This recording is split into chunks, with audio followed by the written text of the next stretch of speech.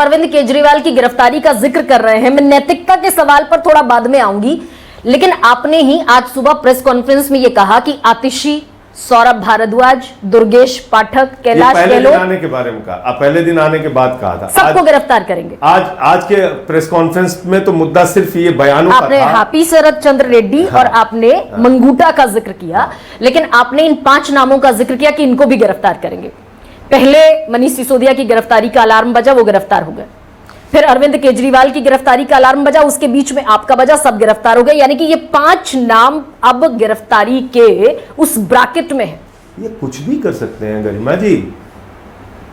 आप आतिशी जी, सौरभ भारद्वाज जी, दुर्गेश, राघव, कैलाश गहलोत, इनकी बात कर रही हैं। ये अलग अलग राज्यों के निर्वाचित मुख्यमंत्रियों को भी आगे गिरफ्तार कर सकते हैं। मैं कह रहा हूं आपसे, आप मेरी बात को याद रखिए। कल को भगवंत मान पे फर्जी मुकदमा करके उनको गिरफ्तार करेंगे, विजयन पे फर्जी मुकदमा करके, स्टालिन पे, रेवंत रेड्डी पे, सिद्धारमैया पे, ममता बनर्जी पे, सब पे फर्जी मुकदमे करो, गिरफ्तार करके। नहीं, लेकिन आतिशी के पास कोई पोर्टफोलियो नहीं था एक्साइज पॉलिसी के समय पर। सौरभ भारद्वाज के पास कोई पोर्टफोलियो नहीं था when excise policy have been formed.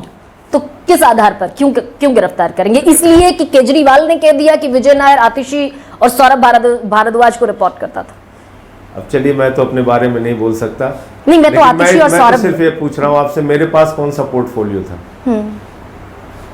तो आप जमानत पर बाहर भी हैं। मेरे पास कौन सा पोर्टफोलियो? आप जमानत पर बाहर भी। मैं कह रहा हूं, ये जब आपको झूठे केस बनाने होते हैं तो इसमें इन बातों का कोई महत्व नहीं है कि किसको पकड़ना है।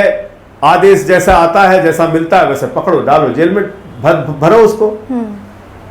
तो आप झूठ बोलने की जो बात संजय जी कर रहे हैं, आप देखिए ना भाई जी, आप एक चीज को देखिए और ये जानना जरूरी है ये कैसे हो रहा है। ये व्यक्ति जो है, ये मंगूटा रेड्डी, ये प्रधानमंत्री जी के साथ इनकी फोटो आप देखिए। चलिए, ये फोटो आप इनकी देखिए, ये सांसद जी हैं। ये मैंने सुबह आपकी प्रेस कॉन्फ्रेंस में देखा। और वो भी छोड़ दीजिए, 2024 के चुनाव में मोदी जी कह रहे हैं हम भ्रष्टाचारियों से लड़ेंगे। तो इसको तो शराब घोटाले में पूछताछ हुई थी, इसके बेटे की गिरफ्तारी हुई थी, तो ये कैसे मोदी जी की फोटो लगा के वोट मांग रहा है? ये मोदी जी की फोटो लगा के वोट कैसे मांग रहा है गरिमा जी, बताइए मुझे। शर्म नहीं आती भाजपाइयों को? इनके खिलाफ एक्शन नहीं होना चाहिए?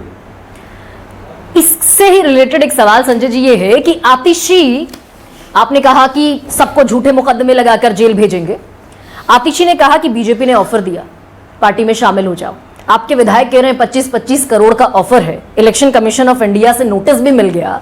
Why they are not presenting the proof? क्यों वो प्रूफ देने में फिर पीछे हट जाते हैं कि कौन है वो लोग जो 25 करोड़ का ऑफर दे रहे हैं? कौन है वो लोग जो कह रहे हैं बीजेपी में आकर शामिल हो जाइए?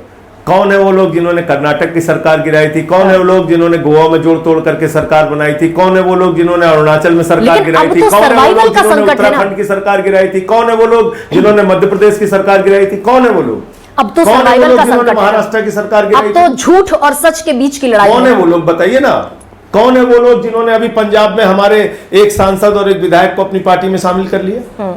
कौन है वो लोग जिस दिन केजरीवाल की गिरफ्तारी हुई दूसरे दिन कैलाश गहलोत ईडी के पास 4.5 घंटे बैठते हैं और तुरंत ही गुलाब सिंह के घर पे 24 घंटे आईटी के छापे पड़ते हैं? कौन है ये लोग, बताइए संजय जी। अब तो सच और झूठ का सवाल है ना, अब तो सर्वाइवल का संकट है।